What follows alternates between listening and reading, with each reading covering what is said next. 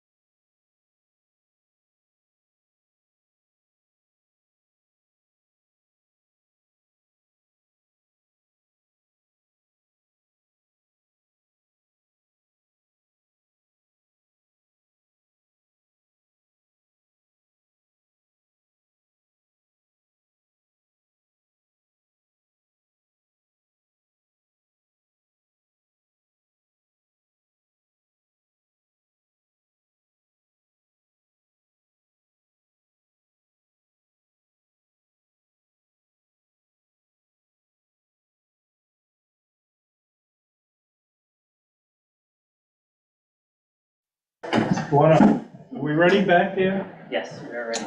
Okay, I'll take the senior, we'll call this meeting of the county commissioners to order. And the 10:01. We'll call the roll call. Commissioner Cushing will be with us shortly. Commissioner Trumbull? Here. Commissioner Marshall, I'm here. Treasurer? I'm here. Treasurer's here. We will now, all of them, we have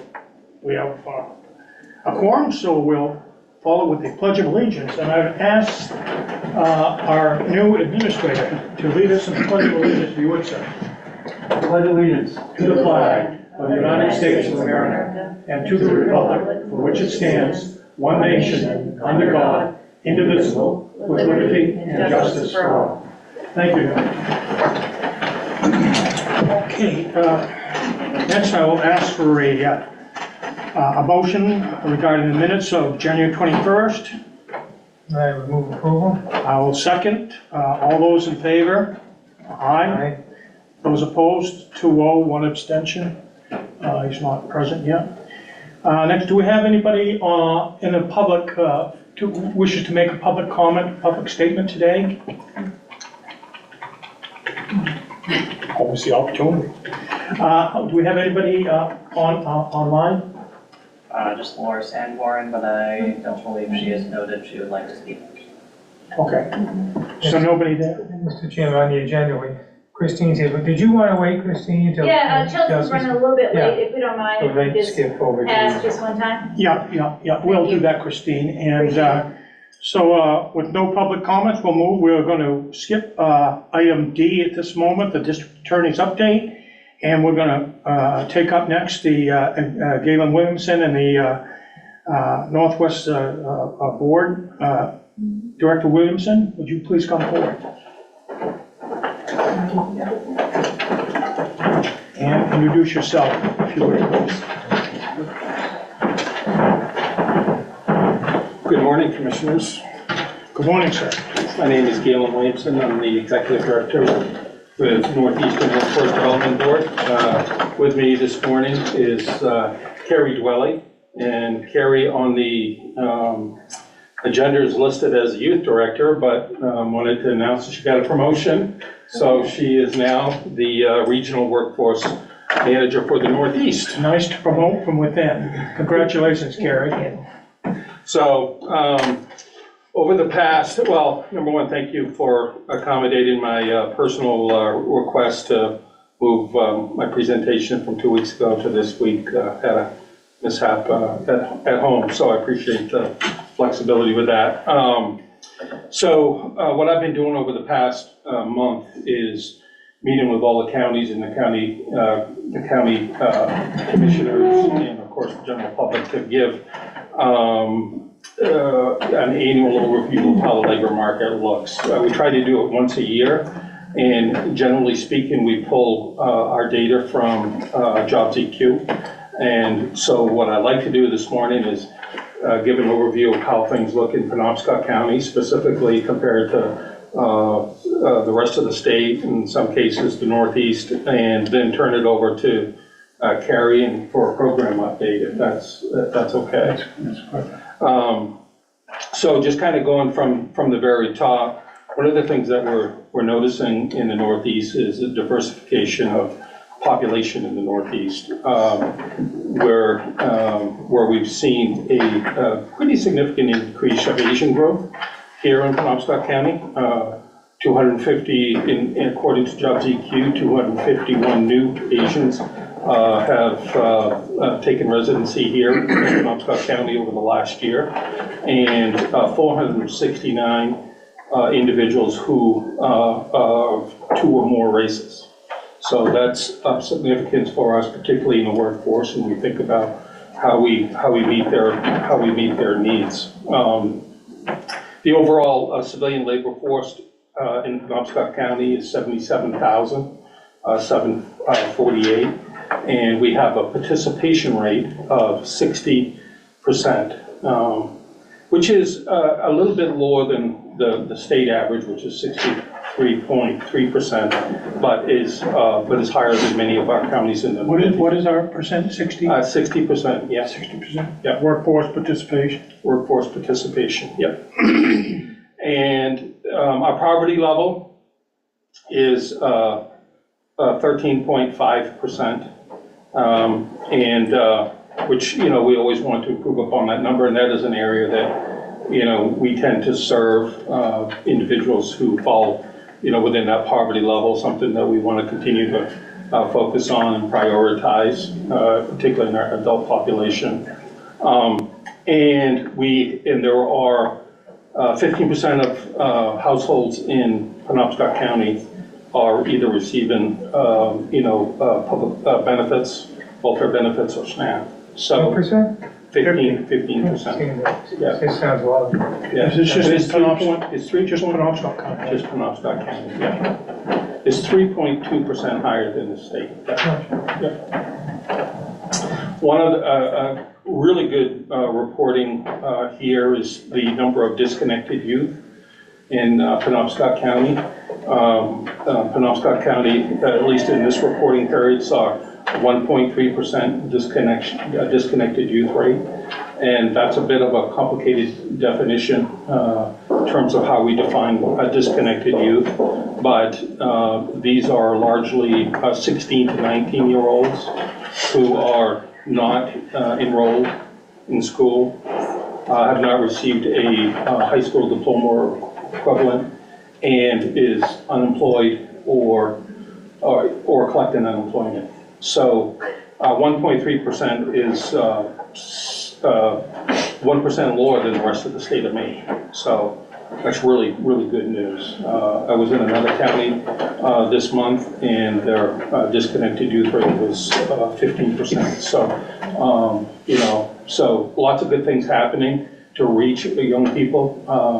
And whether that's through workforce or through social service agencies, the educational system, it's the employment, all of that is really, really good news and a good indicator for our future. In terms of unemployment rate, we're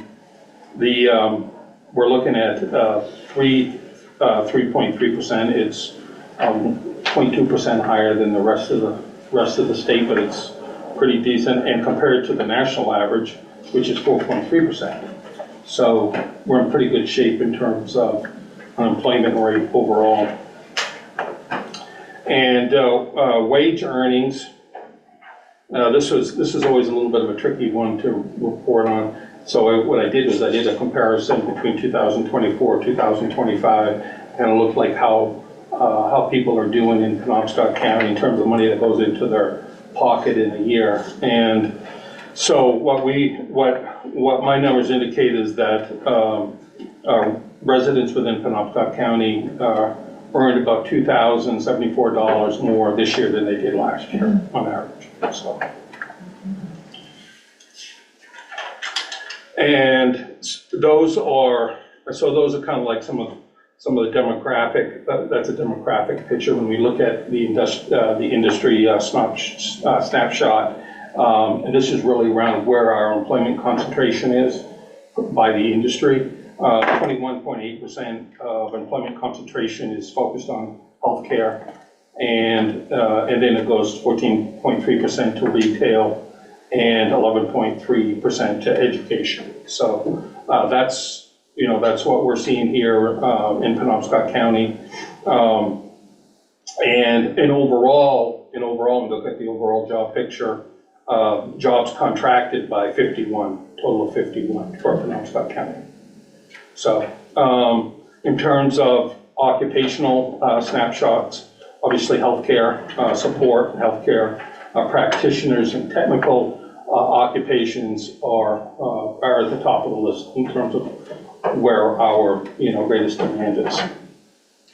So that's kind of an overview of what we're looking at in terms of how the implications for that. We owe our workforce dollars focusing on those areas and gaps that we want to continue to partner and collaborate with our community partners with. Great that disconnected youth in Penobscot County is looking really good. But, when we start to look at the overall national average in terms of, wage earnings and, household incomes, still significantly behind the national average by almost $20,000.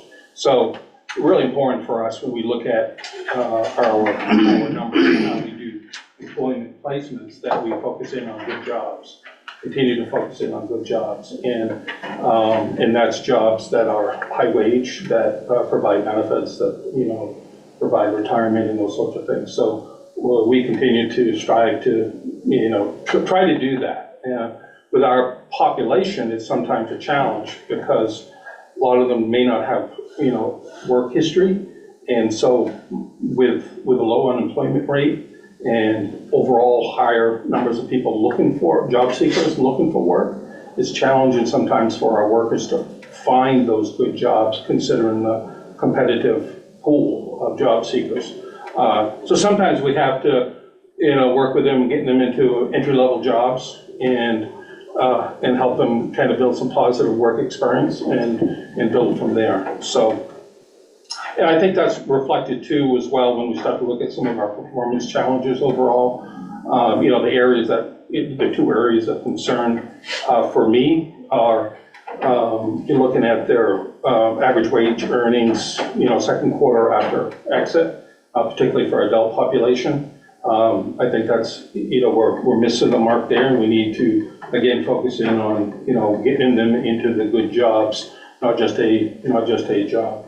And then measurable skills gains and credential attainment, both are challenges for us. One is, it's particularly around measurable skills gain and credential attainment, a lot of that's self-report, so sometimes it's a challenge to get the follow-up. But we want to continue to build a skilled workforce, and that's really our goal, that is able to go out and gain a great wage. So with that, that's my that's my labor force presentation. Hopefully that was informative, and if you have more questions. I admit I'm not an economist. I'm workforce. I'm workforce, but these numbers are important for us when we think about how we strategize with partners and our service providers. I have a follow-up question I had, and it regards the youth income increase. You mentioned 2,800, what was it? 2,000? I don't have my predicted work. Okay, but it was a little over 2,000. How much that exceeds, exceeds the inflation rate, I'm sure, so we're seeing a positive gain among, participants. Yeah, sorry about this. It was 2,000, 3,800.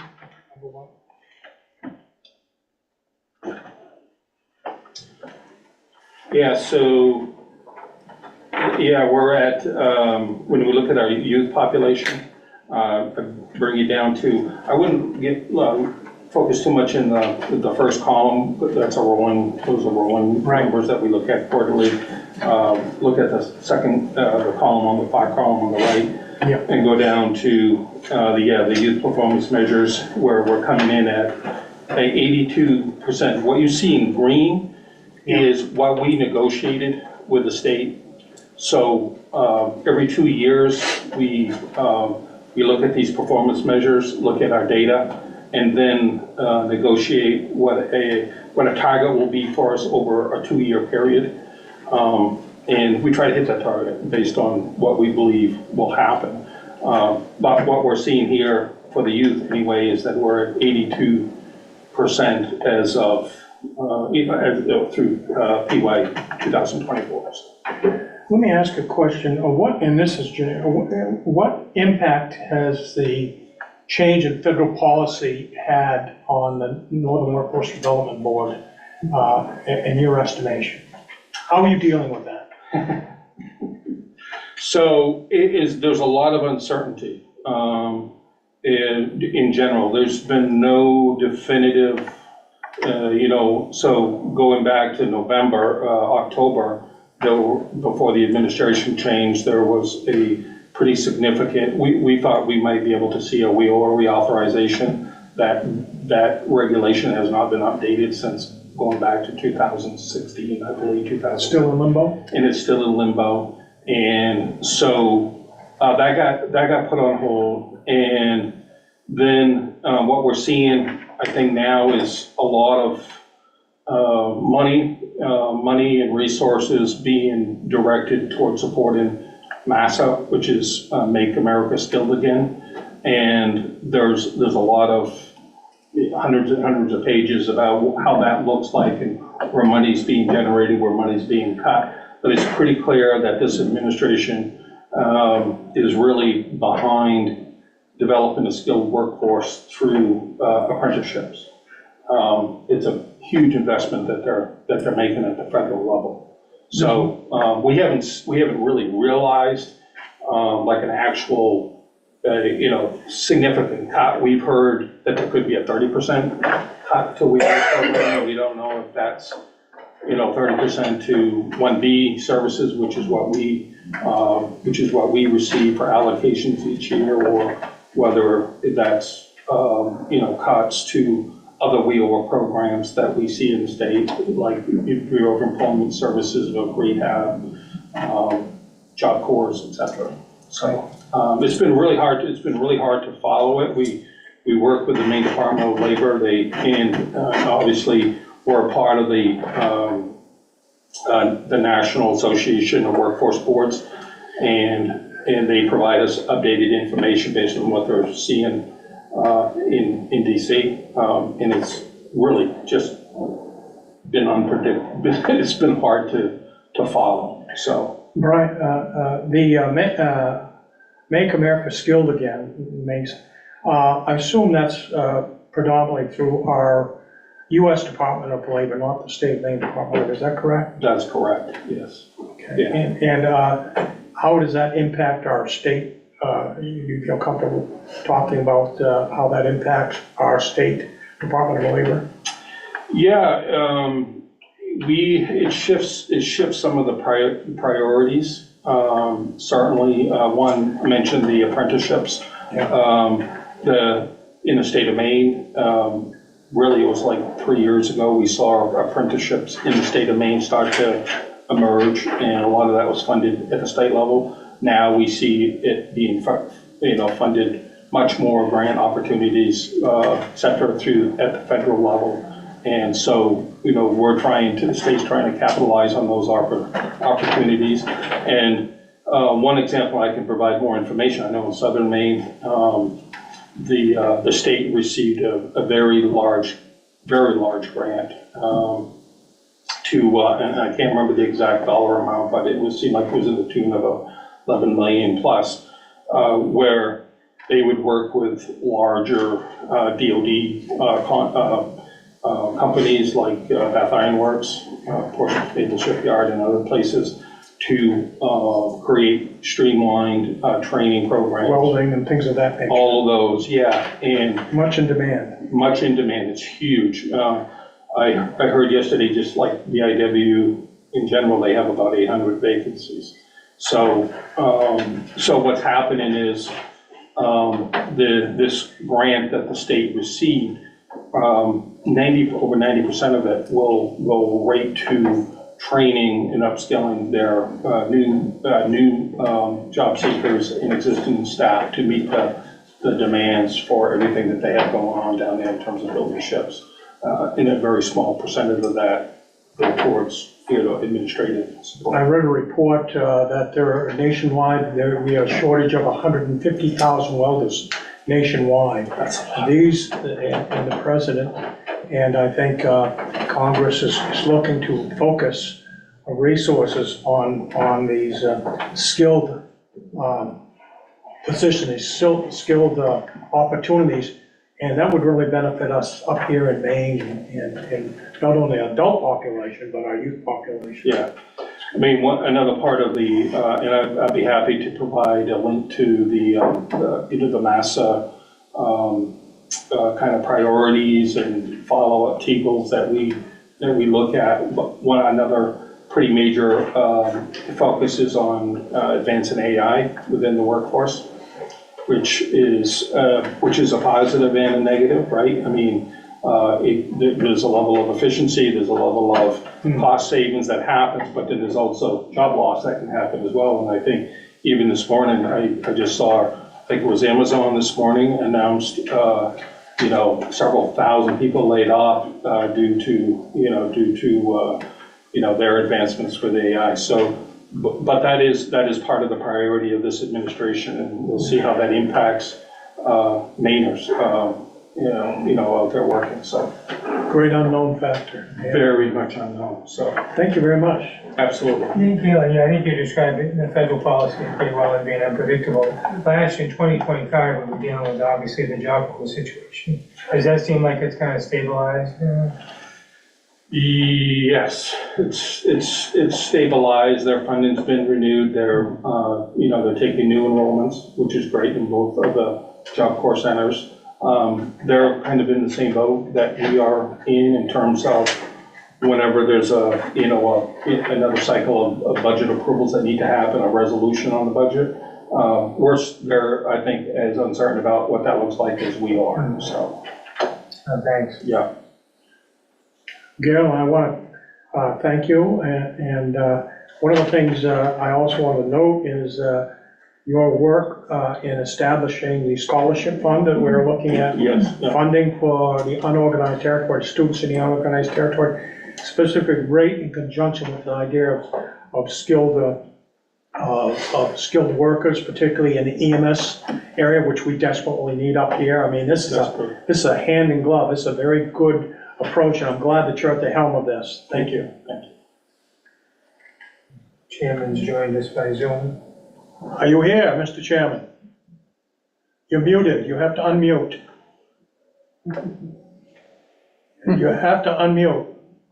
Not necessarily. Sorry about that. My apologies for being tardy. Thank you for your report. Carrie, do you have something that you would like to share at this point? Sure, I can go in a little bit more on the program side. Lots of questions asked, and I have a little bit further answer because I was focusing on youth primarily for the last 6 months at Eastern Maine Development Corporation. So the Penobscot Job Corps was, I would say, a doozy. It happened right before I joined Eastern Maine Development Corporation, and we navigated those waters extremely well with the Job Corps staff and making sure that all of those students there were in an okay spot during an unprecedented time. Glad to say I'm part of their partners. I go to their meetings and go with a bunch of other community partners as well to get updates. Most recent one in December was great news. It was a celebratory meeting rather than that we're waiting and seeing meeting, so it was very nice, extremely festive, and they are open for business. They are taking new enrollments, and we are working with them to kind of blend and braid so that these participants, these youth, get the most that they can so that they can be successful upon graduation from their program there. And it has been truly collaborative and a great process, and I'm excited to see what we do next.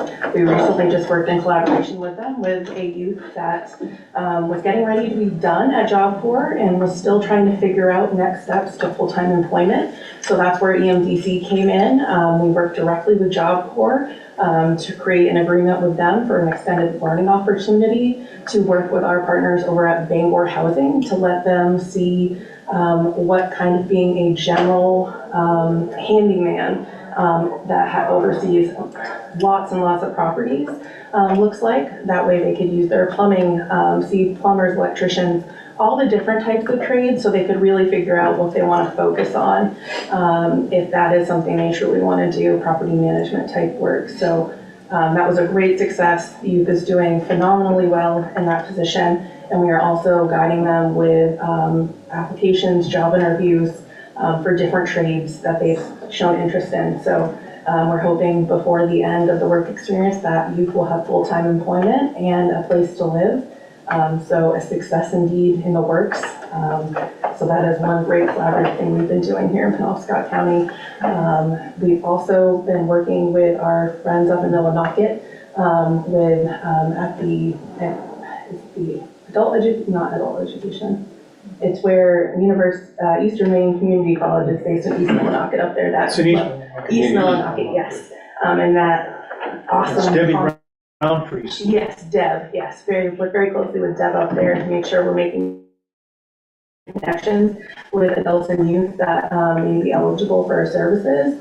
And we have done several work experiences up there. We actually have one with Deb Roundtree working in the education sector up there, seeing about admin side type jobs, because those are in need right now, admin assistant and administration jobs, and they tend to have growth in them. And that's the best part about work, is to be able to grow if you want to grow. That So includes that nursing training program up there, right? yes, I believe so. My niece teaches that program. Awesome. Thought I'd throw that in there for a plug for my niece. Hey, always got to shout out the family. I understand that. Let me ask about the Job Corps. When it started out, there was I think in Loring, was it Loring, right? They had, of their student participation, 80% were from out of state and 20 from in-state. And in Bangor, it's just the opposite. 80% of our people are in-state, 20. Can you tell me how was that resolved, and how was that changed, or has it been resolved, or what happened to those kids? I know Loring specifically did a pretty much full shutdown when the funding freeze came in. So they are definitely in rebuild phase right now to get their campus up to the level that they have funding for right now. So I know they're working on that, but I just had them on a Penobscot Partners meeting, youth meeting last week, and they had said referrals are coming in hot, and they are excited to have more students coming in for application and to get started. I know they have rolling acceptance, and they have daily info sessions on Job Corps every day, 7 days a week, so that anyone who wants to can figure out if it works for them and it's a good fit for them. So I know recently we just had a youth who was unsure of what they wanted to do. Home life wasn't the greatest, and they are right from Penobscot County. They just got accepted to Job Corps, and they are ecstatic. The program offers such amazing opportunities, but also really great boundaries, so that when you go out into the professional world, you understand the do's and don'ts, and how to professionally act amongst other professional peers. So I really enjoy the opportunities they give their youth there, and it's been great working with them, and I'm looking forward to more that we can do with them. As a human interest story, I'm just curious, of those students up there, the 80% who, when they shut that down, did any of them come back when it was refunded, or did we expect those people, these are all new applicants we're talking about now, or? I'm not sure. I would have to touch base with my friends up at ACAP. They're a subcontractor for the Interested in County. what happened to Yeah, those I can kids? definitely look into that, and maybe give it to Galen to send to you guys to see what the statistics are for that area. I work down here mostly with Penobscot Job Corps, just because it's in my realm, but I can definitely ask those questions for you and have Galen send over what I find out. Thank you. Yeah. So I am new to all programs at EMDC. Like I said, I was working with youth primarily for the last 6 months. But since I have started in our adult programming as well, we have had the successes I've seen there have been phenomenal. Really putting our funding to good use and getting people in work experiences on the job training. Right now, we have a lot of people interested in doing CDL training, both A and B. So we are working with training partners in the county, specifically NTI and Penobscot County. We have several participants there who have passed their tests, done their driving hours, and they are on the hunt for that first trucking job. So we're working with different trucking companies. We have our business team going out and meeting as many businesses as possible, and not just all CDL and whatnot. We're also looking into different fields as well. So we're working heavily with Eastern Maine Community College, putting our participants, adult and youth, through their training courses there for the EMT firefighting course program that they do there, their CNA courses that they offer, which are more of a short-term course. They also have RN courses that we've been helping put people through, as well as, let me look at my notes here, getting ahead of myself. Yeah, the CNA and the CDL have been two of our hottest commodities right now because they're in need in this area. But we're also trying to expand and show people the electrician field, plumbing field, things that we're always going to need.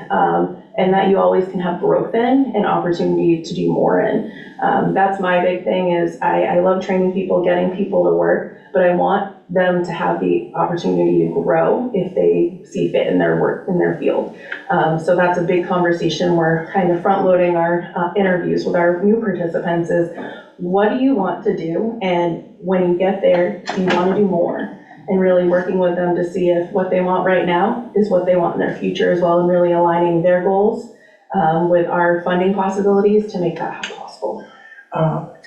Carrie, let me ask you, it costs money to take these CDL courses and get qualified. Sure does. And I'm assuming we provide funding and pretty much what we're looking to do here, Galen, the unorganized territory. We provide the funds for their training, and is there a stipend involved in any of these to help you? Because sometimes. Yes, so we are lucky enough to have the ARPA Local Area Workers Fund stipend that most people can apply for eligibility through who are going in training or on the job training.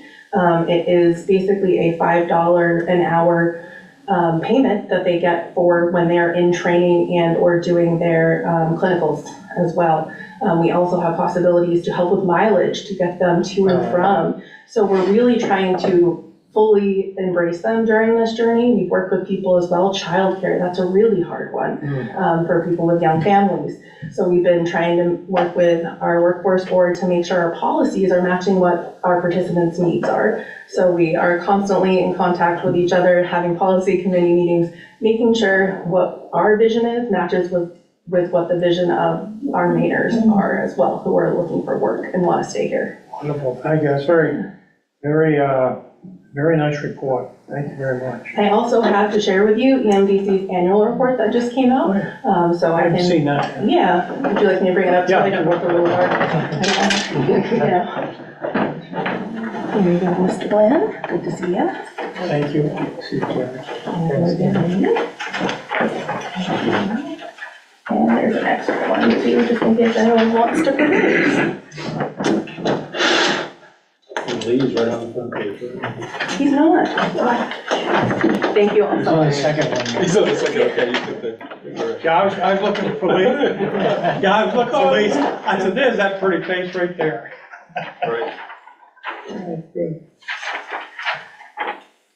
you have any follow-up questions after looking through the annual report, please feel free to reach out to me and I can connect you to who can answer the question It's for very you. helpful. It is, That's yes. extremely helpful.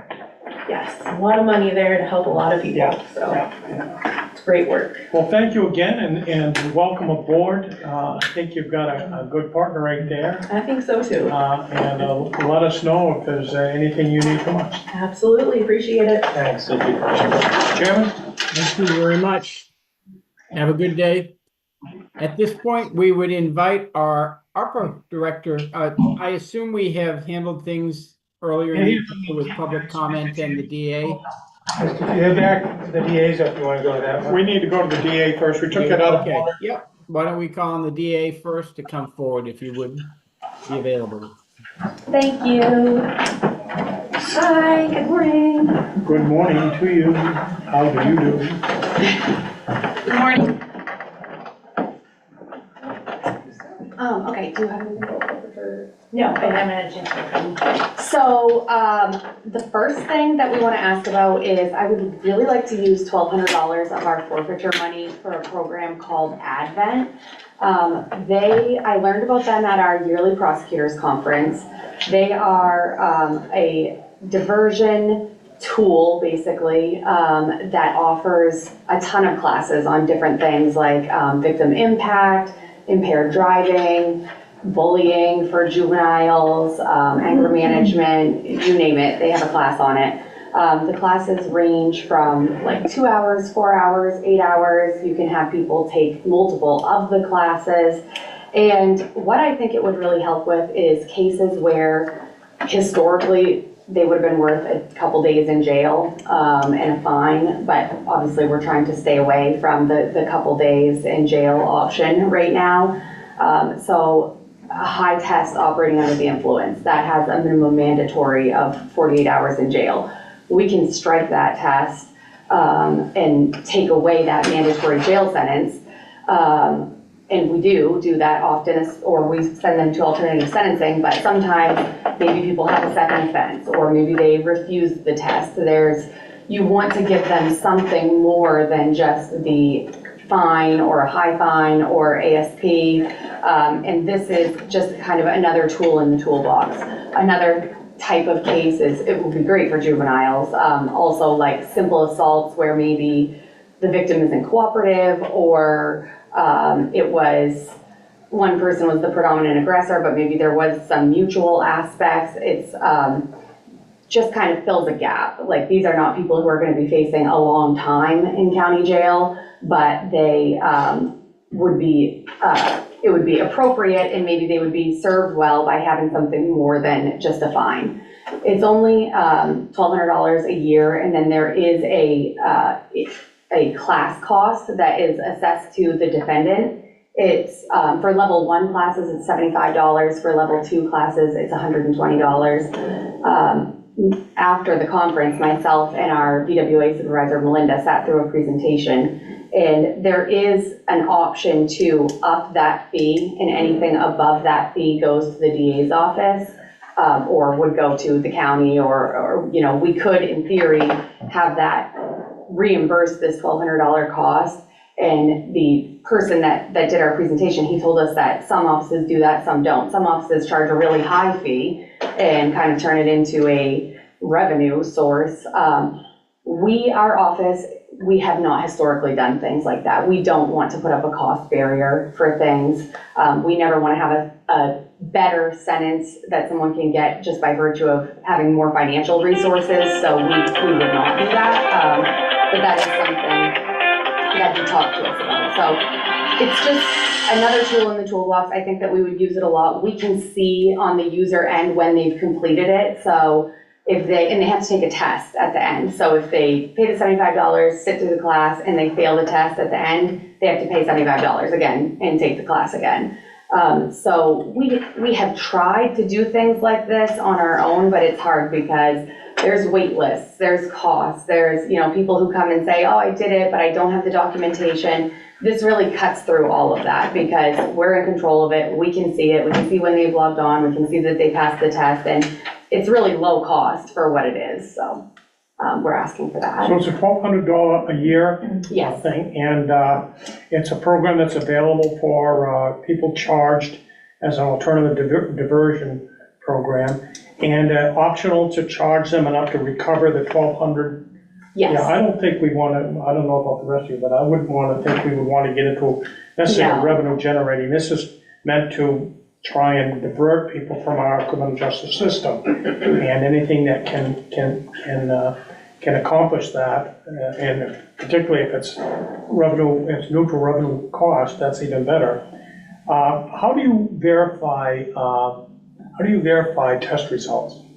I mean, you mentioned that you see it there, but how do you know that the person who's taking the test is the person who should be taking the test? Right. Well, we really don't know that. I mean, there's no way to say, you know, I didn't pay you $5 and have you sit through the class for me and take the test, but hopefully that doesn't happen. I mean, I don't know, short of like, you know, the bar exam, they do like Face ID, but I don't think we're gonna get that.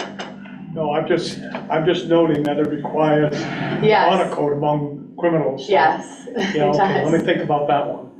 Okay. No, I'm fine with this. I just have a couple questions. One, I would support maybe $100, and that other money goes into an account to fund it in the future. Are there restrictions on the forfeiture funds? I mean, I know we try not to spend them on recurring, you use them on one-time things, or capital projects. So would we have standards on how we spend the money? This meets that qualification. I am not aware of any restrictions like the witness fee account, Okay. for example.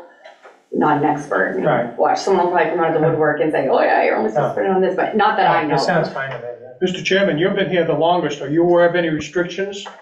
I am not. I have to be honest, I am not updated on what the requirements are in either the sheriff or the DA's forfeiture fund. I think we can certainly look into that. but it seems to be a relevant service that could benefit. I'm prepared to maybe on an annual basis, look at this, and then we can consider it for the future budget. If it's not coming out of current funds, if it's coming out of forfeiture funds, and the rest of the commission agrees with that move, we could accept a motion. If we're not ready for that, that's fine too. I have one question on where the funds sit right now. Any account in your office in our general, for where are the forfeiture funds, where they sit? All our forfeiture funds are through the finance department. We have a G2 account, it's separate, that we have, Right. so. I don't know, sorry. To that end, Commissioner Trumbull, my understanding is that the forfeiture accounts are a segregated fund. They're one of the, I believe, 22 accounts that the treasurer has referenced before. So they don't sit in the general fund as some other operating monies do. All right, if that's the case, I would move approval of this request. And I second. We have a motion and a second. Do we have further discussion or questions? Hearing none, all those in favor, please say aye. Aye. Aye. And Christine, if you might be able to do a double check on the parameters on your forfeiture fund that you could send to Blair and he can distribute to us, that would be appreciated. Certainly can. And do you want me to check with finance to make sure that that's not in the general fund or it's separated? Yeah, clarification. You can certainly clarify it, but from the discussions I've had with finance and others, they have identified segregated funds. I think it's in the same bank, but it's one of the 20 odd accounts that we operate there. Okay. Thank you. So we do have a staffing update, thankfully. We have been short prosecutors for well over a year now, a couple of years, but we've been down 3 for several months, which has really been very, very difficult for the prosecutors. We're supposed to have 11 prosecutors. We've had 8. We just hired 2, so that's great. And that's going to be a huge help to the prosecutors. The problem is we've had clerical staff sitting in a prosecutor's office. I know we've had the discussion about space before. The DA's office has staff on the 3rd floor, on the back side of the old commissioner's room, and in our main area on both sides. Of course, we want to get to clerical all in one space for personnel reasons, but we've really reached a point where we're out of space. We've had to move the clerical who was sitting in the prosecutor's office out, so we've had to rearrange a few people. We took one of our clerical girls and put her into that back office where our drug AAG, Jason Horn, sits, which, you know, it's just not great practice to have clerical in with the prosecutor, away from the rest of the clerical, away from the files, and, you know, away from all, you know, the phone, the door, all of that. But it's really, we still have one open prosecutor position. And I know I'm aware of the gravity of the situation with the budget, and I don't want to be like whining about our space issue, but we really have reached a point of exigency with this. It's really become a personnel issue, an efficiency issue, and a productivity issue, and not just for the clerical staff. I mean, no offense to Tony, love seeing Tony, but when I come back from court and I have HR in my office because members of the clerical staff have been there lamenting about who has to move where or who's going to move, it's really just become a huge problem for our office. And we've been trying to just kind of rearrange people as we have to, one off at a time. And I guess what I'm asking is, I really just need to know, we've been coming at the space issue from the perspective of, this is temporary. This is going to be temporary. We're going to be moving into this other room that's started being renovated. And I just want to make sure that that is still where we should be coming from, and kind of ascertain to the best of our ability. I'm not being unrealistic, but what the real time frame is, because if we need to start looking at this problem as, you know, this is not, we're not getting into that room this year, then that's a different assessment that I need to make. So, you know, I don't want to be like, read the room, like, we have a budget issue, I get that, but I just need to know how to handle our staff at this point. Commissioner Marshall can paint and do flooring, so that's. And it's below hourly rate. But we could. I guess at this point, have you had any conversations with the facilities manager to see what he has been able to update you on? Well, the last I heard is that everything was on pause, which I understand, you know, I just. I know that there have been workmen within that room. I don't know if Mr. McDonald is prepared to share any information yet or not. I will in about 10, 15 minutes. Okay, if we can stay tuned, he will be giving us an update on facilities, and if you're able to stay, we would welcome that. If you aren't, we'll certainly convey to you what we know is within the realm of possibility. How's that? I will stay, I'll be right here. Perfect. I would just, while we're on the topic, Jim, I would just say, I mean, if we come to a point where we can't get that room done this year, I think we need to work with the DA's office to find some appropriate space within the building. So, I mean, it's a great thing that we've got these 2, hopefully 3 prosecutors coming on board, but we need to find places for them. Yeah, it may not be contiguous, but to Yeah. your workspace, but we will see what we can do to, you know, expand your. Yeah, and it's a great problem to have, I mean, we need prosecutors, but it's just, it's what it is. Understood. I appreciate your being both patient and diligent at the same time. Thank you. All right, thank you, ladies. Wendy. Wendy is. Opera time.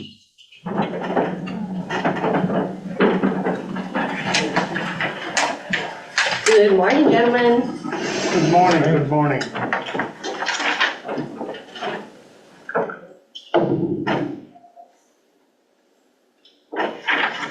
All right, where do you want to start?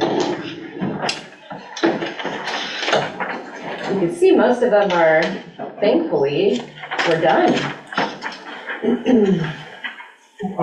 If I could go into where to start for me, it's just, not who's got money, good, but who's outstanding for funds and what's their timeline and how is it looking for the major ones that are outstanding to get funding. Did you have a chance to look at this report? Yeah, I just got it when I walked in today. Got it. That's what I'm So, asking. in the white is the ones that are left, that, still have money outstanding that they haven't used, either all of it or any of it. There are very few that are at that point where they haven't used some. So, in the notes portion, so that would be to your far right, it should tell you when the updates that I was able to get, like when the work starts. And some of them are very close, like community care, which Commissioner Cushing, I think you actually talked to David, didn't you? I did. I've talked with David, I've talked with Penquist and with PCHC and advised them that no major draws should be taken until the second quarter. Okay, perfect. So yeah, that was the last thing. Penquist has been doing drawdowns on some of them, but not significant amounts. They did have a request of, I think it was 650, but I have the invoices for that, but that'll be later, according to Commissioner Cushing.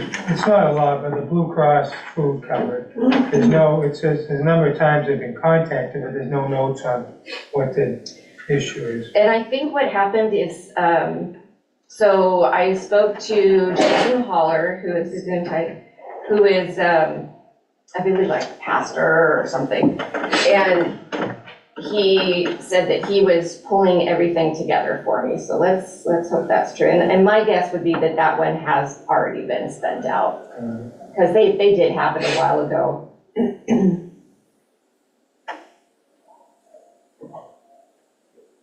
So the funds What's- remaining Go ahead, Glenn. column, Go the ahead. funds remaining column, Yes, it's not totaled out.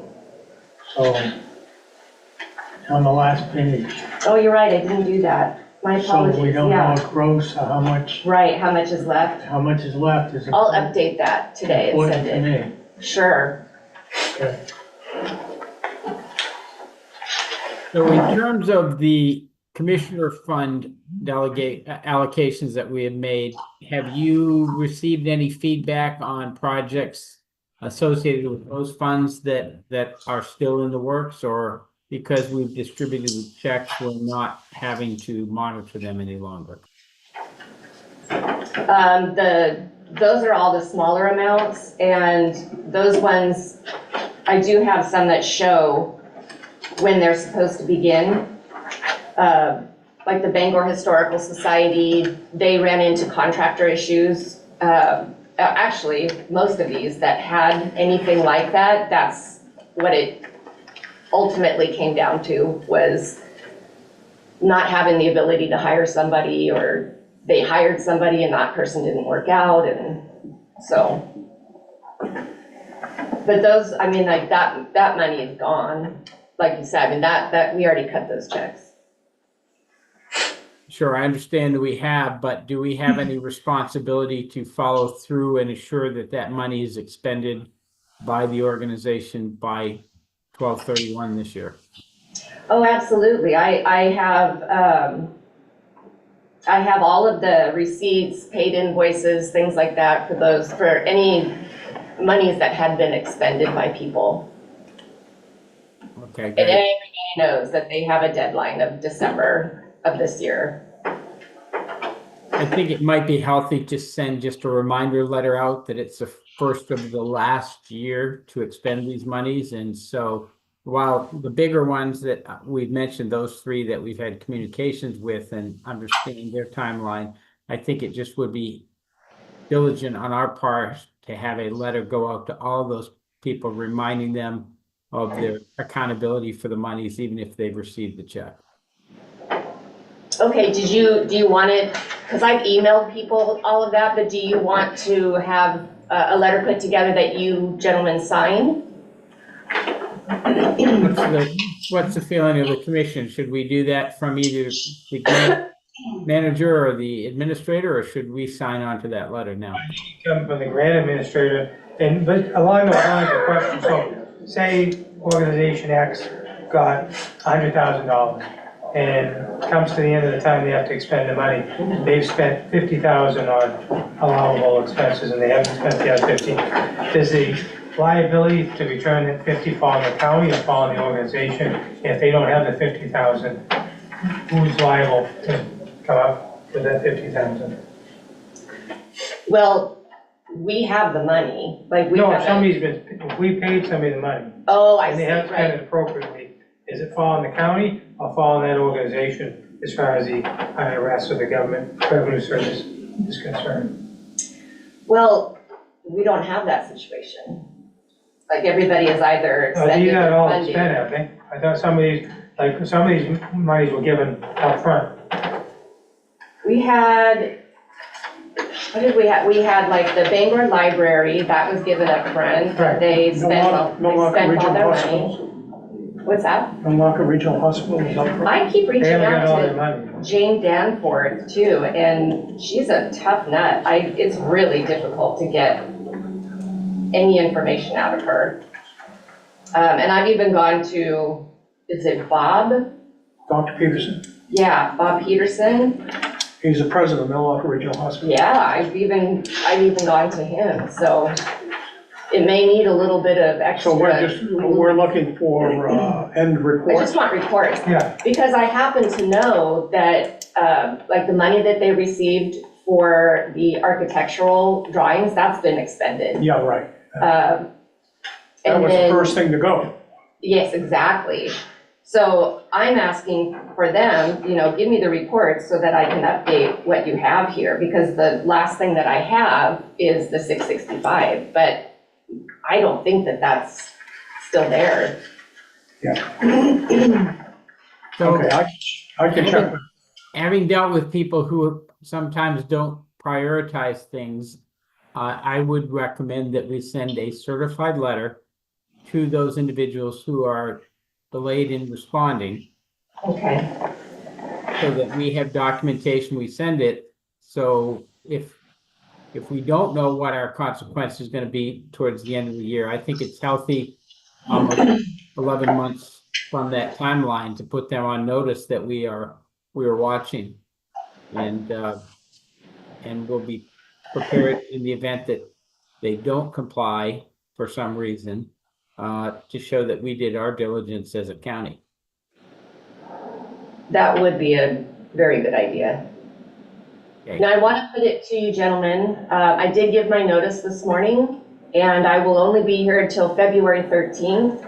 So think about what's most important for you to get done, and I'll do that, because right now I'm just trying to wrap everything up and put it all together so that if you have someone in mind to go forward with that, I have something that I can hand over to them.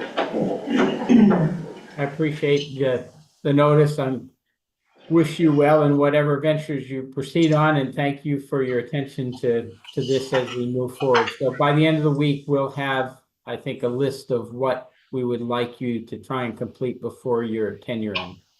Perfect, that would be great. Anything else? No, it's been very good to work with you. It's been and- wonderful working, Jeff. Yeah, I'll miss working with yeah. you and getting these funds to so many deserving needy organizations in Maine. And speaking from my perspective, from the northern part of the county, we very well appreciate the diligent and good work you've done for us in our behalf, and I want to thank you. Oh, absolutely. I would concur. Most of your work was done before I was on board, but I followed it from a distance, and I don't have an ARPA question, I just have a grant question. Anything new on the energy grant? Because George is coming up next. No. I do actually have both offices working with me to get into, to get them further, because at this point, nobody can get in, so That's a big one, you need to it's so lead with odd, somebody that can up to too. the 13th. Yeah, This one, did you have Senator Collins and Senator King's office working in conjunction? yep. Yeah, it's a real odd one, and they seem surprised, like even the energy office itself was surprised. All of their contacts were coming back to them. Well, I lived in DC for 35 years, it doesn't surprise me. Well, I'm learning, so. Great. Anything further for the grant manager director? Thank you very much, Wendy. No worries, no welcome. At this point in our agenda, I believe Mr. McDonald is up for his presentation.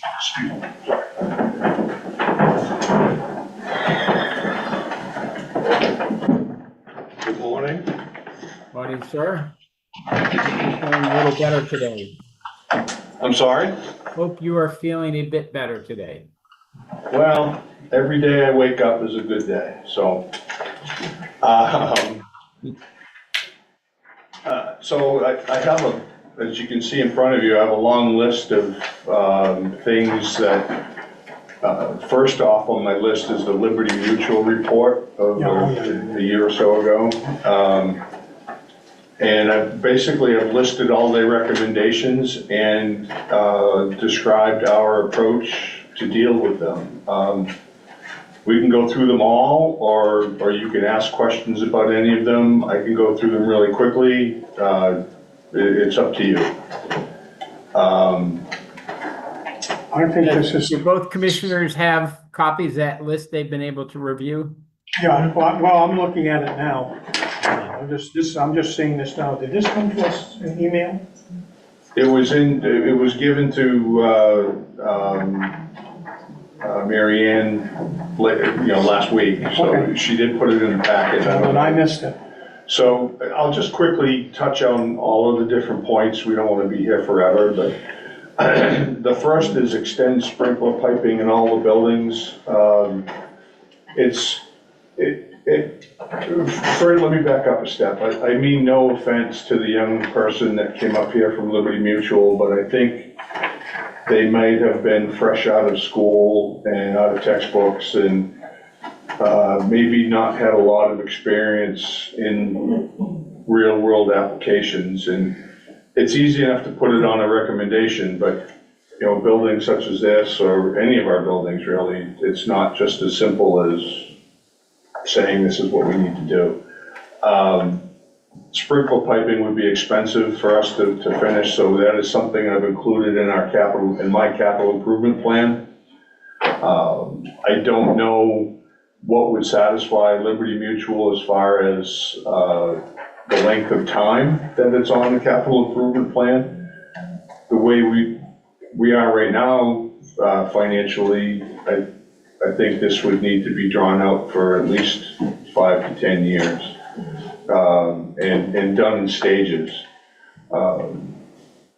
And oddly enough, the very little bit that we do have that's sprinkled is some of the oldest of our property, over by the sheriff's office and their admin area. Additional fire protection for the dispatch raised computer floor. We have no record of that work being done.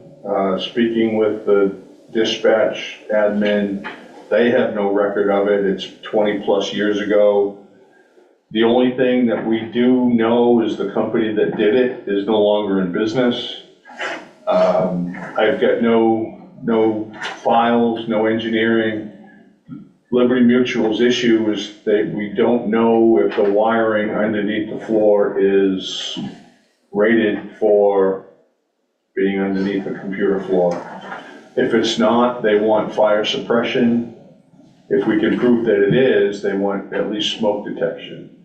I'm meeting with Maine Fire tomorrow to take a look at it and to start the process of trying to figure that out. Isn't that floor built so it can just be lifted up so you can inspect that wiring? It's not a very secure floor, isn't it like almost like a floating? It's a floating floor. Most computer floors are built sectional, so Right. you can lift, but we don't, and I think they have carpet over it. Honestly, I've been in there 1,000 times, but you never really put the floor. There's carpet over it. I don't know if it's carpet tile but we're gonna start the process tomorrow to determine what needs to be done and steps to comply. The next is an escape water emergency response plan. As with every building, there is water on all floors. You know, most everyone's got bathrooms and heat and things on all levels of their building. They want us to have a response plan should we have a leak anywhere. I've never heard of one, so I've had to do a lot of looking around and see what other people have, and then you kind of copy their work and put your name on it. So I'm in the process of doing that right now. And obviously, I don't want to do something just for the sake of doing it and not have it be, it's actually better to not have a plan than to have a plan that you can't follow. So we'll come up with something and working on it, but it will be something that we can follow with the way we're set up. Improve roof conditions, regular roof inspections. We do, this is part of my comment about not being savvy with the real world. We do regular roof inspections every spring. Their recommendation is to have an inspection on all our buildings every time we have a snowstorm, every time we have a windstorm, every time we have a rain. That's not feasible. What this recommendation came from, it was during our HVAC replacement in the post office building. And we had some ceiling tiles in different areas that had water stains because it wasn't a failure of the roof, it was a failure of the old HVAC equipment. It was letting rain into the ductwork, which is not built to hold water. So our roof The roofs of all of our buildings are inspected every spring, and we'll continue to do that. We could possibly go to maybe twice a year, but it's something we do and will continue to do. A water leak detection, again, with the Regions Water Response Plan. They want every source of water to have some sort of a electronically controlled source valve should the flow maintain at a certain level for too long, or the valve would shut. And again, the way we're set up, it's not feasible. What we are, there's another about our hot water heaters all around the building, having pans underneath them. What we are gonna do, we have several hot water heaters in our properties that are above the basement floor. We're going to install, and they're all relatively new, because one of the options is to replace them with a new water heater that has the technology built in, but they've all been replaced in the past year or so, so there's still plenty of life left in them. We are going to install an alarm in the pan that, should it get wet, it will shut the source valve. So there will be some changes. We'll have to replace the source valve and set power. De facto control. Correct. And so we're waiting on pricing to do that. Rooftop communication, the tower/roof design. We have a report that was done. PRCC did a report. They wanted to improve or replace the tower. We're still reviewing that report to determine what we need to do to be in compliance with not only what they need, but with the requests of Liberty Mutual. And I'll have more on that in the future. Implement a hot work program. It's something that we very rarely need around here, but lately with the HVAC equipment replacement, it's shown that we do need it, and I'm almost done writing one.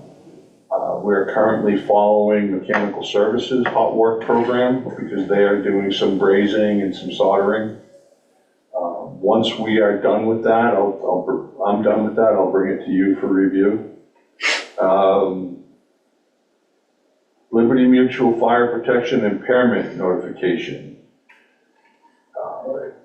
When we work on something that might take our fire alarm system or possible sprinkler system out of service for a while, we contact our fire monitoring company, we contact Bangor Fire, I contact dispatch. Apparently, the Liberty Mutual has a setup where you contact them to tell them that you are out of service for such a period of time. And I'm still trying to determine what that entails, but we will include that in our call tree, if you will, when the event of our system's out of service for any reason.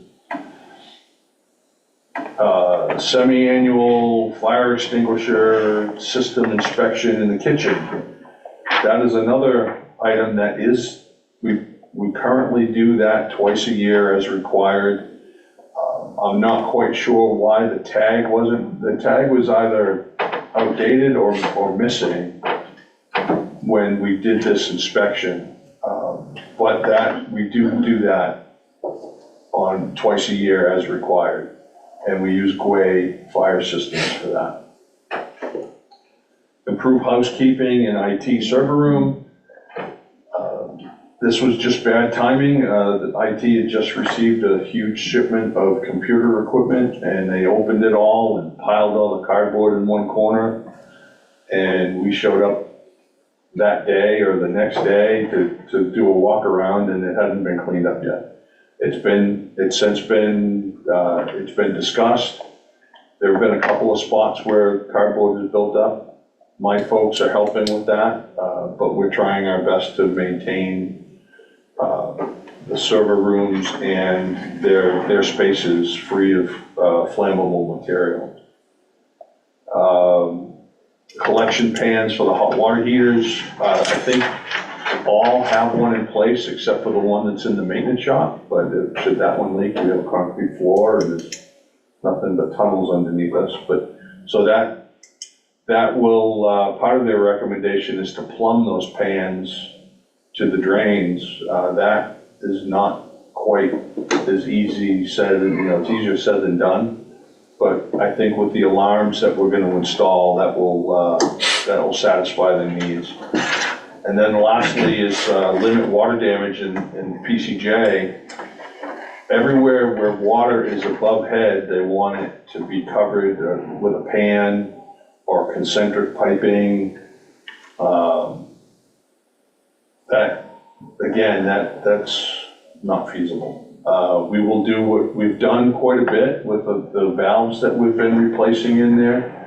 Those electronic valves we've replaced.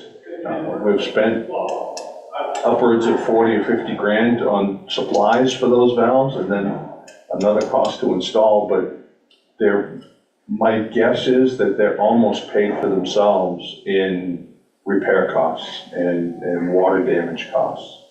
So we're not quite doing what they recommend, but we have already been in the process of meeting the intent of their recommendation. We'll continue to do so as the budget allows. Hopefully that will say, when I finish with all this, I'll certainly let Mr. Ulmer at Liberty Mutual, I'll send him an update as well. Brian, on the overhead piping, are those exposed or are those encased or? In the jail? Yeah. Both. A lot of them are in the ceiling, which mostly is hard ceiling around. That qualifies encased? They're not. So one of the biggest issues that we've had since I've been here is there are a couple of cell blocks that if they plug their toilets or showers, It's the one directly over the kitchen. it rains down into the kitchen. That sounds familiar. And that is a solid ceiling, but it leaks through that ceiling. And so the ceiling itself doesn't really meet what they're hoping. But we have since, knock on wood, which those cell blocks have the new electronic controls in them. Yeah. And we have not had an issue there in quite some time, over a year. That was a design flaw from 1877. Well, if you look around the country, there are a lot of jails that have the same issues. I've researched it, and I think every state has some sort of a correctional facility with cell blocks above admin offices, and they all say, well, that wasn't a great idea. There are means, there are technologies available to beat that, but you build a better mousetrap. And moving forward with the new facility someday, all of those technologies will be included. Oh, yeah, that's going to be addressed. Massachusetts specifies, it's a grinder basically, and they specify them on the outlet of so many cells per grinder, and everything is ground up.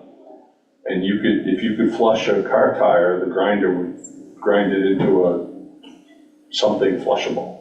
So those will be included. The electronic valves or something similar that we're using now will be included. And those are the new jail cells. We use electronic shut-offs, right? Correct.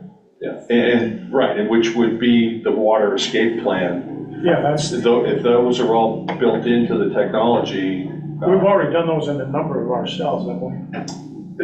About a third, yes. We've had a list of the troublesome cells, and we have completed the worst, and we are working on the next level down. You did a triage of the big offenders, those were addressed first. Correct.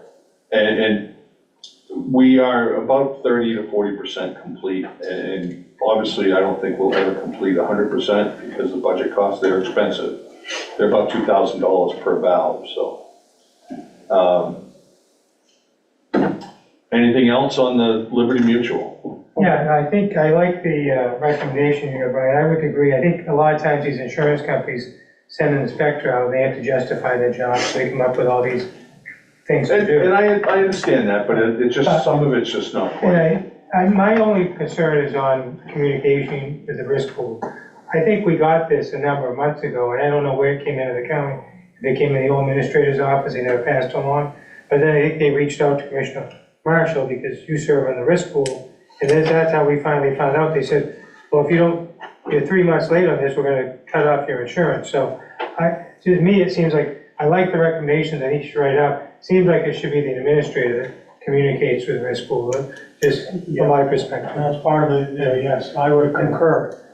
And it wasn't Scott's failure, that we have, so Liberty They said we Mutual. got it months ago, but nobody said. And we did. We got it It's- over a year ago. It was like 20, I'll be honest, it was May of 20, May of 20. 24. So we're coming up on 2 years. But also, we should make note that a number of those were, of the litany of things they had, they were recommendation, had no financial impact and no financial cost and no penalty. So there was at least a page of those. It's just like, oh, by the way, yeah, you might want to do that, you might want to do that. But you've addressed the one. Yeah, I think as long as they know we've got this. And so we have this, we have MMA that shows up once or twice a year. And they often, they don't play against one another, but they're, you satisfy one recommendation and then the other entity says, oh, geez, I wouldn't have done it that way. And we have a lot, and my group has been, and I've been probably one of the biggest offenders, but we've been extremely shorthanded. Mm-hmm. And as things get piled onto the list, if it drops down from the top of the list, my failure is that it's forgotten for a bit.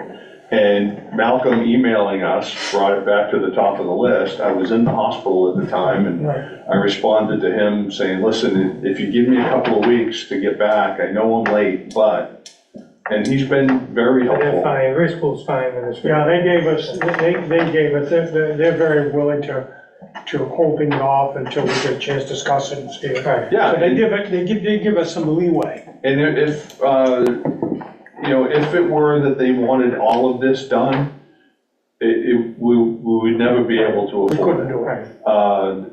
I will do the things, certainly the common sense things that probably should have been done many, many years ago, the hot work and things like that. And then I'll work with them the best we can on things like the, sprinkler piping. That'll have to be a piece by piece thing, but built into a capital improvement plan, because the way our budgets are and will be, we'd never be able to absorb it all at once. Well, on that one, I mean, from my perspective, just because they say it, I'm not sure we need to do it. It's not a code issue. I'm just in disagreement with that. This isn't a building that's occupied overnight. It's an office building. I don't think it needs to be sprinkled.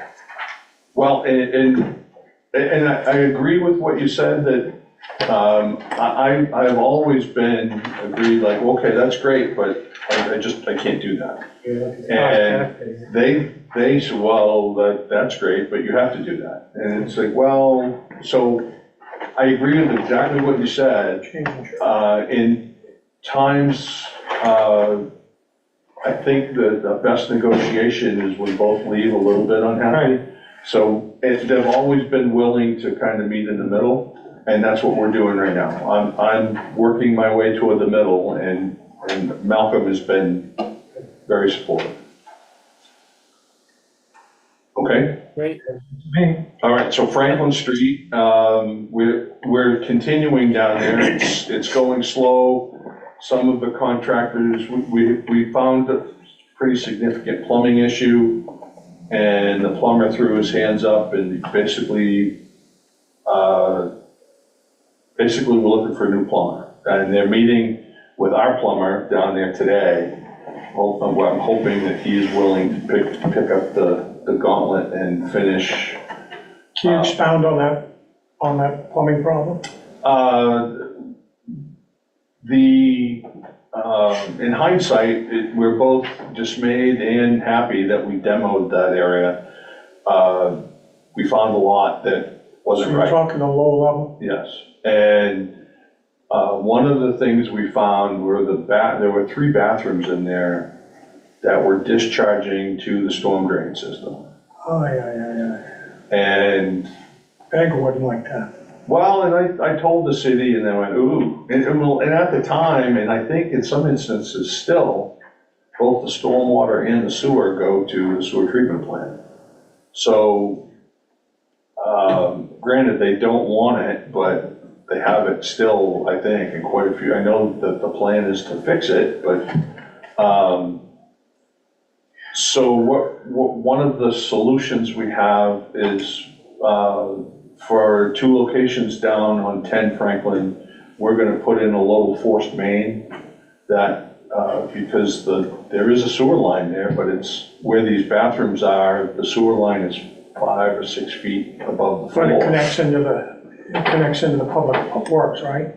Correct. We did verify that the building does have a functional sewer line that goes into the actual sewer.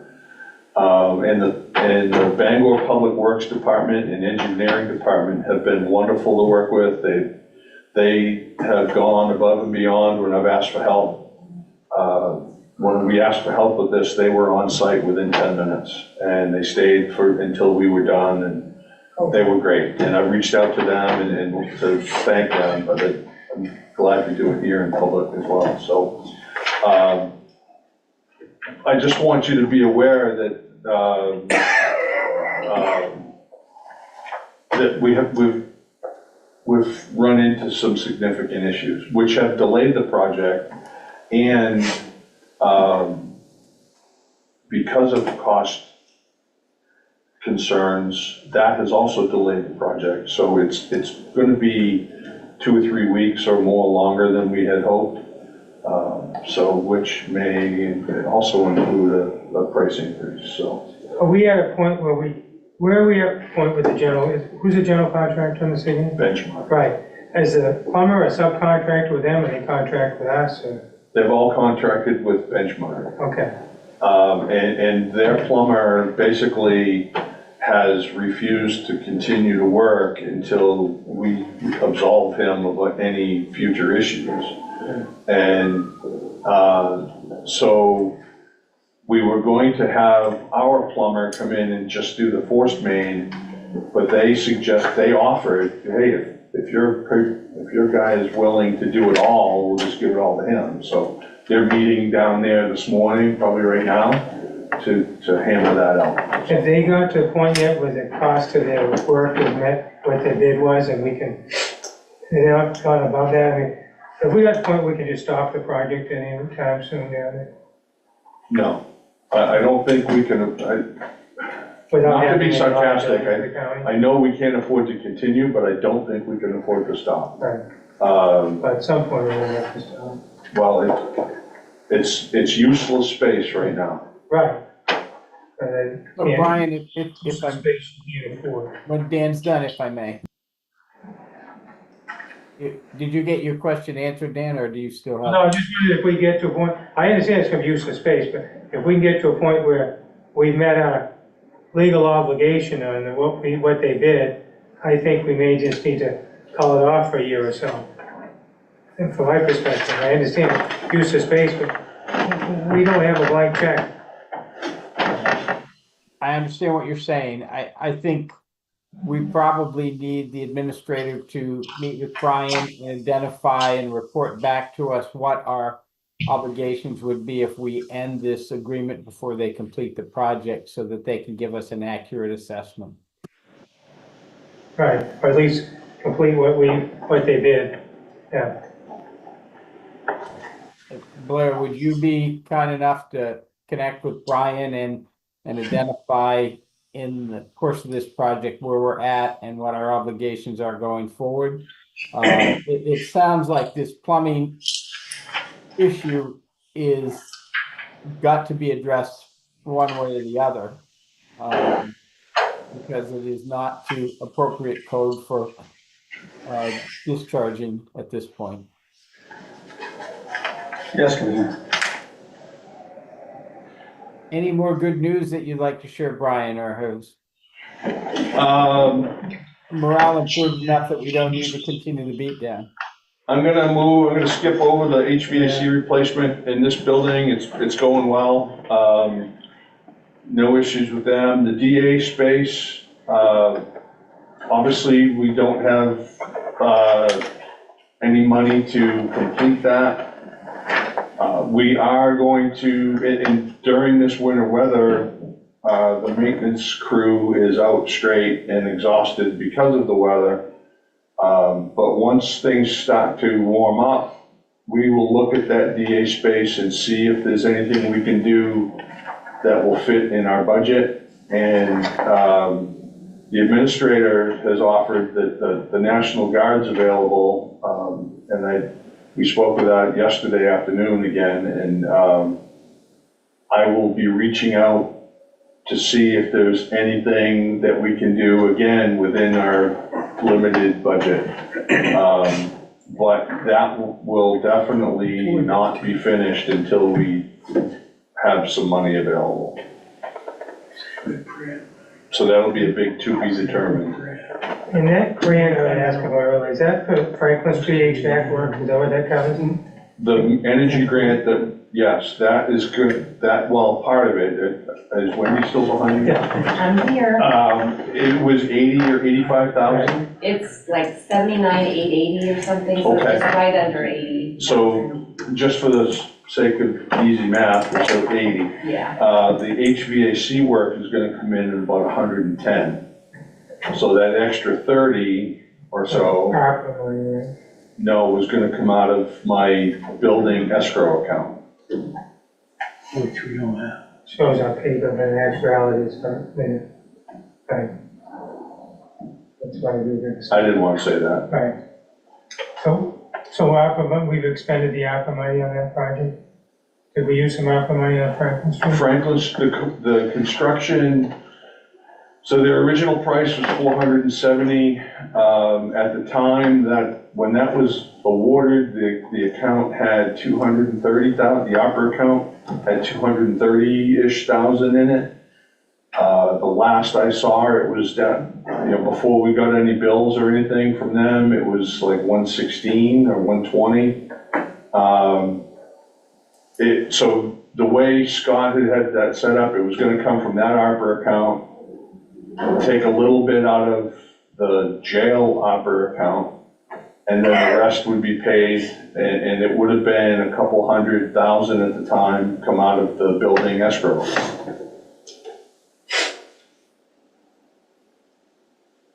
So at this point, I think it reverts back to the discussion we were involved with as to what our obligation is under the contract, because I'm assuming that Benchmark is engaged with some of the subcontractors, Brian? What do you mean by engaged with the subcontractor? Well, I should say, do the subcontractors on the HVAC fall under the Benchmark contract, or is that outside of the Benchmark? No, the HVAC is our responsibility. Okay. So that would fall into the pool of money that we had allocated for HVAC repairs on the campus, or am I mistaken in that? No, we had decided it was gonna be solely paid for by the energy grant, but then their estimate came in higher than the grant, and the overage wasn't really determined how. It's possible we could pay it with the money being spent on this building, like, as you mentioned, the campus HVAC replacement. I don't mean to make light of 30 grand, but it's only 30,000. I can meet with the mechanical services people to see if, I know it was mentioned that was doable, so I'll verify that with them and let you know. Okay.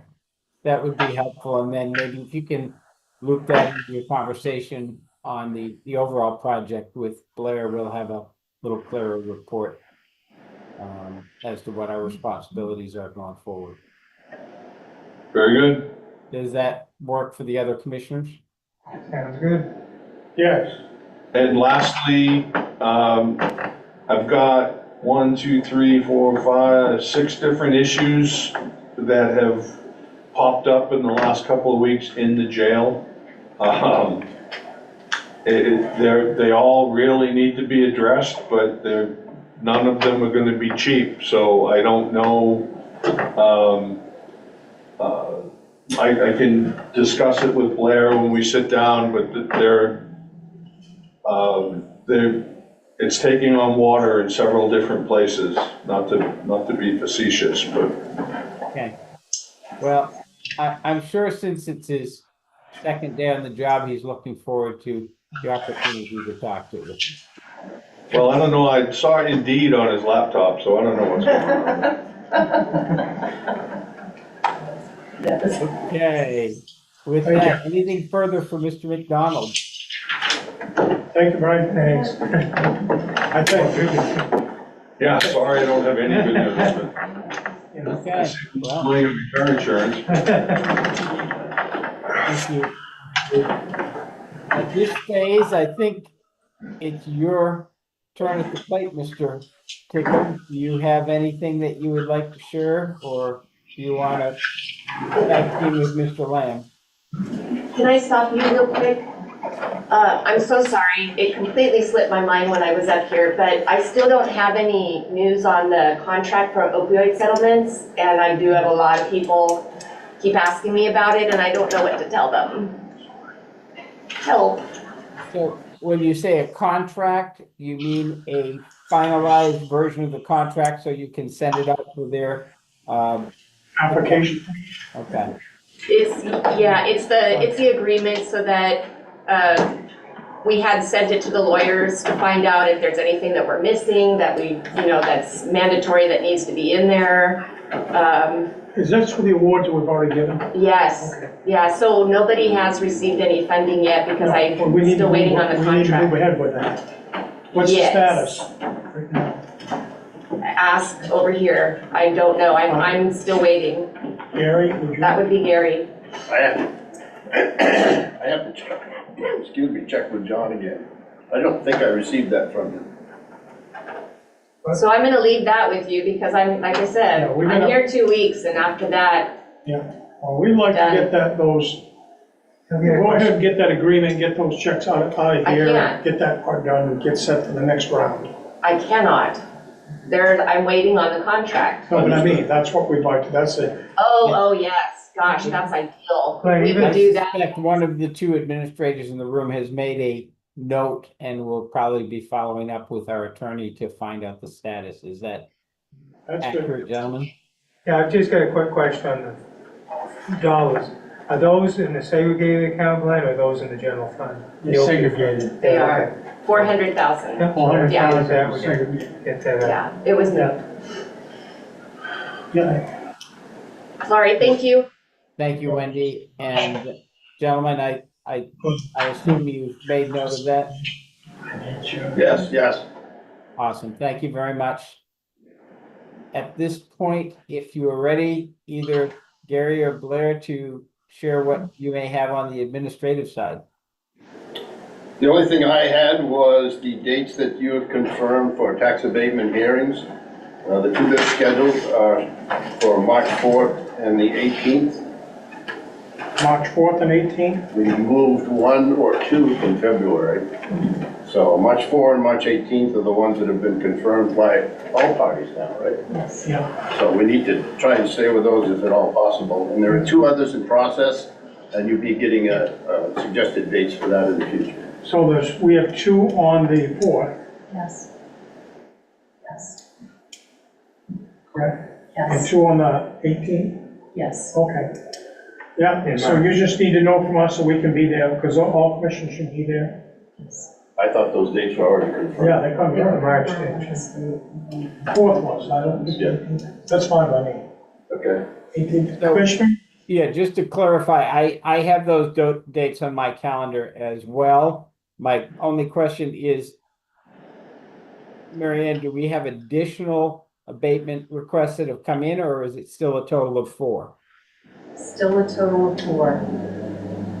Okay, so go ahead. I didn't realize those 4 were packed into those 2 dates. I thought we had 2 others that were still pending. That's not the case.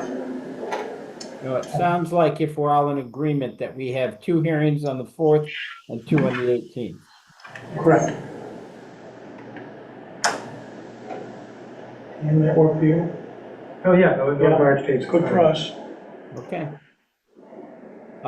Other agenda items that the administrators may wish to bring to our attention? I have nothing else, Mr. Chairman. Thank you. Blair, anything that has provoked a thought from you at this stage that you'd be comfortable sharing? I have a lot of thoughts. I'll be meeting with the department heads this afternoon to discuss the way ahead. Thank you. Well, you are leaning into this very strongly, and we greatly appreciate it, and apologize that we dumped a load of snow on you on your first week here. At this point, if there's nothing further for the administrative report, I would entertain a motion regarding the warrants as presented to us on the agenda today. I would move we approve the warrants, item J on the agenda for January 28, 2026. Second? I have a motion, I have a second. Do I have any further discussion? Hearing none, all those in favor, please say aye. Aye. Aye, it is unanimous. At this point, I believe we have approached the end of today's calendar. Are there other business items that we feel a need to bring up?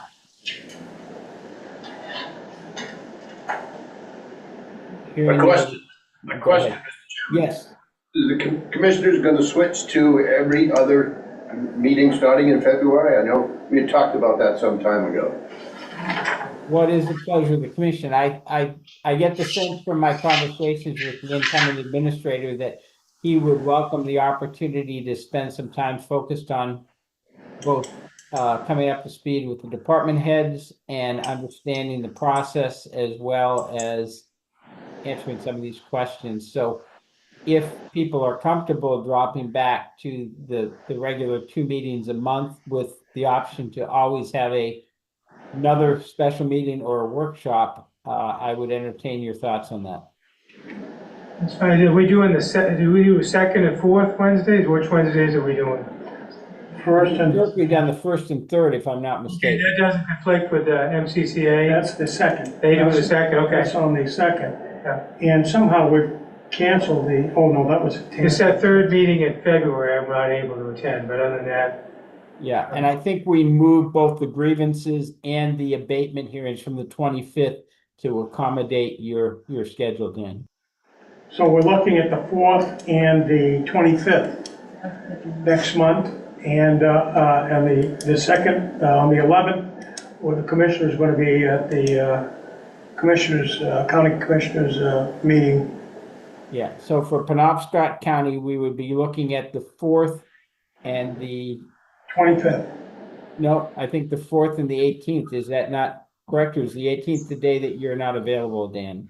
In February, I'm not available the 18th. Okay. So we move to the. And you thought there might not be an MCCA meeting because the January one is so late in the month. Yeah, I'll be able to confirm that tomorrow or Friday. And then I'll notice the administrator and you, but tentatively, why don't we plan on those 2 dates and see how we progress from here? I'm looking at that, Dan, and on the 11th, the county commissioners, the risk pool is going to be by Zoom. Okay. So it'll be by Zoom, it'll be in person. So that frees us up. If for some reason we need to meet on the 11th, that would be fine as well. So the 4th and 25th, as it now stands, Mr. Chairman? That will be the tentative plan right now, and I'll confirm if there's any conflict, but I think we're fine for February.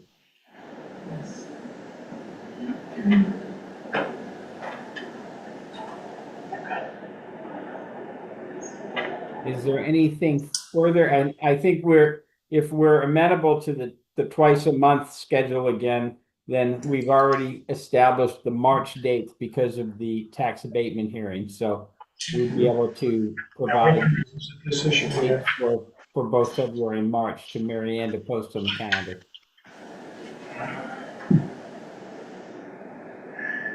Any further discussion on that, or are we good? No, we're good. I'm fine. I'm good. Terrific. I appreciate your help, gentlemen. Welcome again, Blair, and Gary, thank you for what you have done for us. We look forward to reconvening. I believe we have a executive session on the books for tomorrow morning to discuss a contract matter, if I'm not mistaken. That's correct, Chair. What time? 9 o'clock. Okay, 9, perfect. Yeah. That's tomorrow. If there is Yes. nothing further that comes before us, I would entertain a motion to adjourn. So move. Second? We have a motion and a second. All those in favor, please say aye. Aye. Aye.